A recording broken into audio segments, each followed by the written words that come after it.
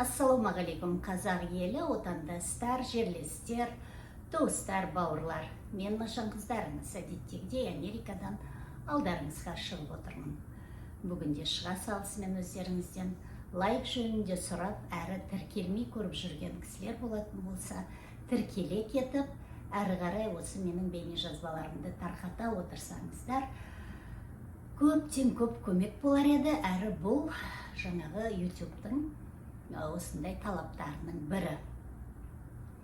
Ал тақырыпқа келетін болсақ, мынау бүгінгі елдегі болып жатқан жағдайлар жайында өздеріңізден көптеген жазбалар келіп түсіп жатыр.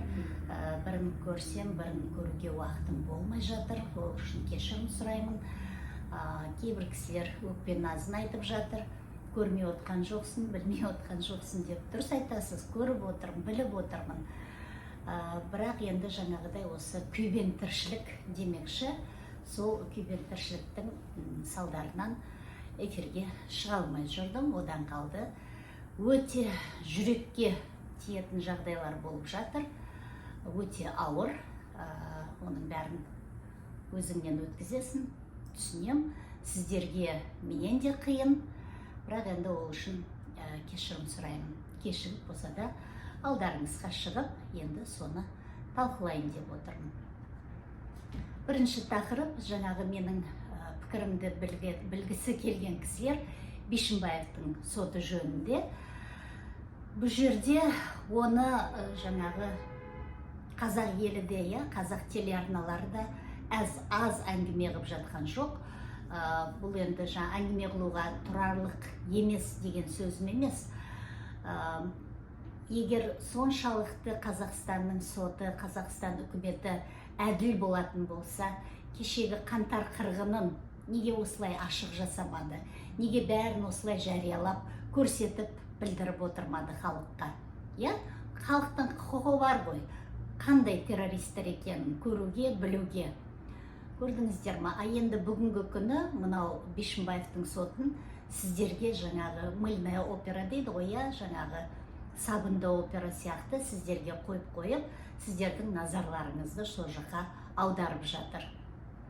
Әрине, аянышты, обал ол қызға, туысқандарына қайғырып көңіл айтамын деп отырсақ та, бұл енді соншалықты, ол жерде жаңағыдай ашық көрсетіп, жаңағы бүкіл жағдайдың бәрін сол жерде жайып салатын жағдай емес деп ойлаймын. Дұрыс, жаңағы ортадағы тәрбие жөнінде, енді бұл қайталанбасын деген сияқты жөнінде жасап отқанымыз.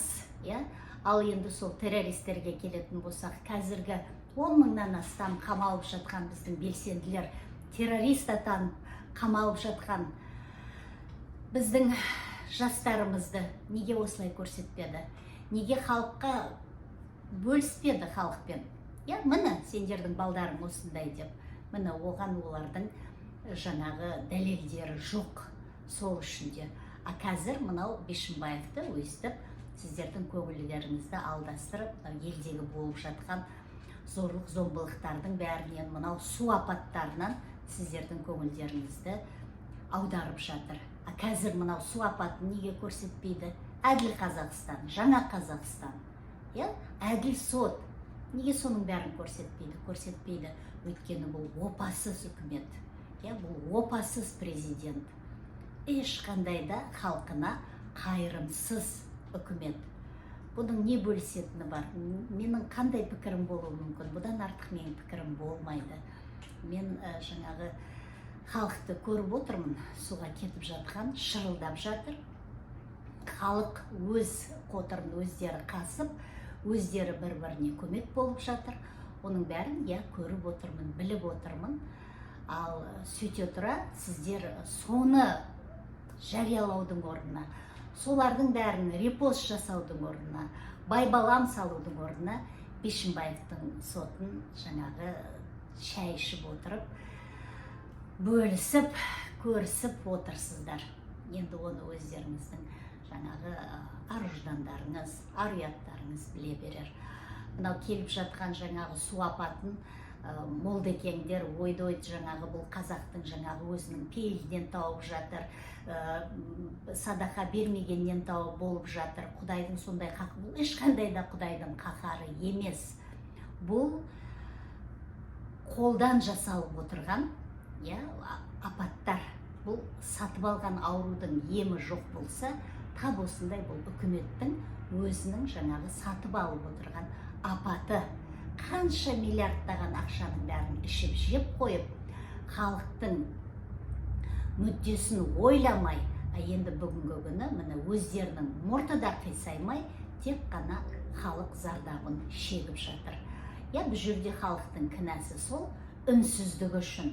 Міне осы жерде енді айтуға болады, халықтың кінәсі үнсіз түнсіз бәрін үкіметке кешіре бергендіктеріңізден, талабыңызды талап етіп отырған кезде де Тоқаев мырза, құрметті, кім ол? Қандай мырза, қандай құрметті, қандай құрметке ие?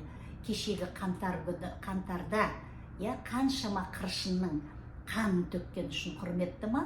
Сол үшін әлі де сыйлап жүрсіңдер ма? Әлі де одан үміт күтіп отырсыңдар ма?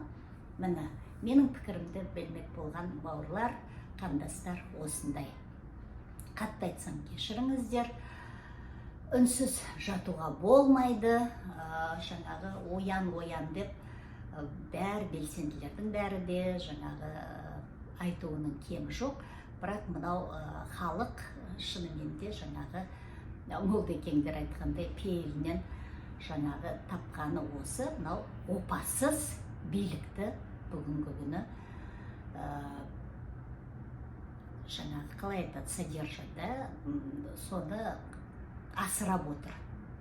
Өздерінің қанымен, өздерінің жанымен, өздерінің көз жасымен. Халқым, ойланыңыздар, ояныңыздар. Бұл апат енді әртүрлі сөздер жүріп жатыр. Жаңағы Ресейдің әдейі жасағаны дейді, дамбаны әдейі жарып жатыр дейді. Бұл енді ол мен әлі дәлелім жоқ оған. Оның бәрі әрине ашылады, шығады. Сол халқым, бірігіңіздер, бірліктеріңізді арттырыңыздар. Мынау басқа ұлт өкілдері ортамызға қосыламын деп жатса, теппеңіздер сыртқа, ішке қарай тартыңыздар. Сөйтіп, мынау Әблязов айтпақшы, мынау ұяшықтарды құрып, кеңейте беріңіздер. Бұл тақырып жаңағы о бастан айтылып келе жатыр, ұяшықтар құрылып жатыр. Оны айғайлап жария салудың ешқандай да керегі жоқ. Құпия түрде, осы түрде жалғастыра беріңіздер, ортамызды толтыра беріңіздер.